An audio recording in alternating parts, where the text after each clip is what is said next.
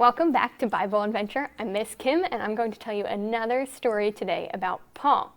So our story comes from the Bible again, and it comes from the book of Acts, chapter 27. My story is right here.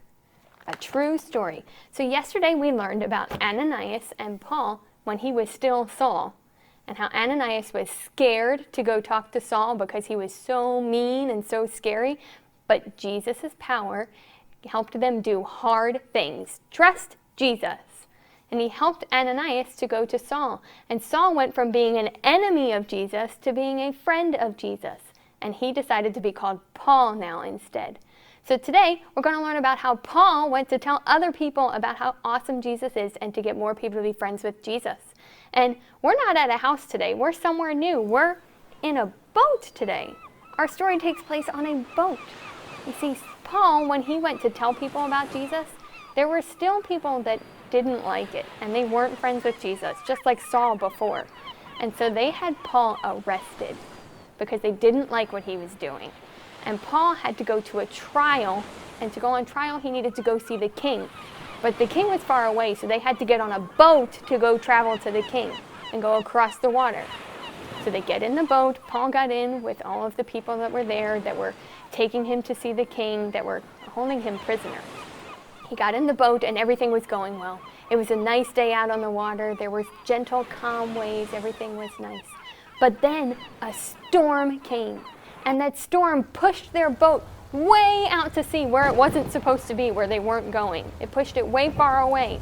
And the storm, there was thunder, and there was lightning, and there was rain, and the storm lasted for 14 days. It was such a long storm. It was 14 days long. Day 1, no sun, all rain, all clouds. Day 2, 3, and 4, still no sun, still raining. Day 5, 6, 7, still no sun, and then some waves started, and they rocked the boat back and forth, and it was getting a little scary. Ooh. And then day 8, 9, 10, still no sun, still raining, still storming.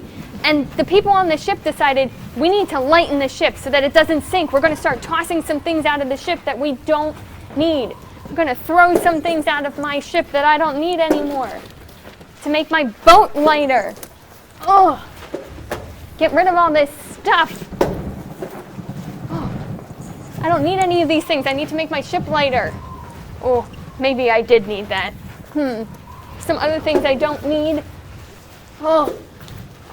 And the crew on the ship was so busy making the ship lighter and staying safe that they forgot to eat.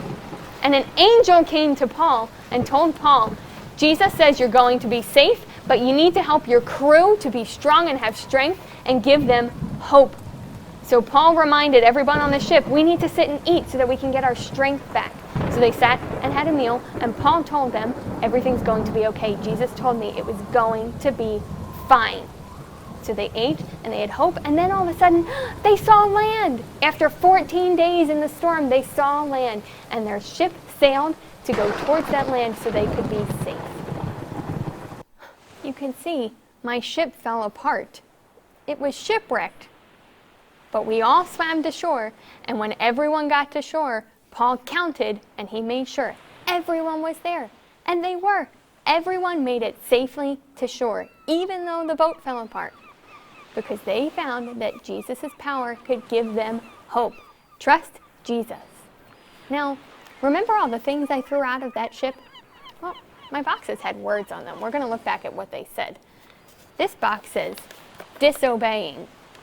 I threw these things out of my ship because these are things that we don't want in our lives, that we don't want to do. So disobeying means that we don't listen to people. Like we don't listen to our moms and dads when they tell us to do things, or we don't listen to our teachers when they ask us to do things. So we have disobeying. We don't want to do that. This one says lying, so not telling the truth. If someone asks you something and you lie to them, that means you tell them something that didn't happen. So we don't want to do that. We don't want to lie to people. This box says cheating. That means not following the rules. So if you're playing a game and you decide to do something to help you win that's not going to follow the rules, that's cheating. We don't want to cheat. We want to play fairly so that we can win the right way. This box says unkind words. So when we say mean things to people, that's not nice. We don't want to be mean like Saul was before he became Paul. We want to use nice words and be kind to our friends and to other people. Ooh, this box says temper tantrums. I know this is hard sometimes. Sometimes things make us so angry and we don't know how to deal with them and we throw a temper tantrum. But that's not good either. We don't want to throw temper tantrums. We want to remember to be calm and that people are trying to help us even though they sometimes make us angry. We try to stay calm for them.